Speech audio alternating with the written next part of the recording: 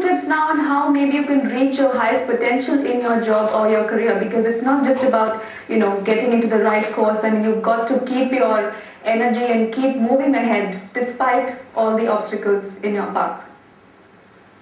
Well, your highest potential implies more than you already are. So how do you become more than you already are? The secret to that is energy. Find ways to increase your energy and pour that energy into your work.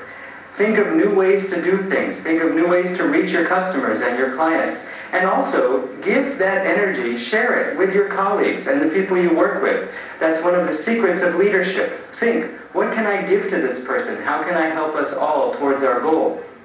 Another thing that's needed to go higher is to go deeper into the realities around you and also inside yourself. And concentration is needed for this. In fact, you can say concentrated energy is the key to success in just about everything you do. And for concentration, meditation can be a powerful tool to increase your concentration.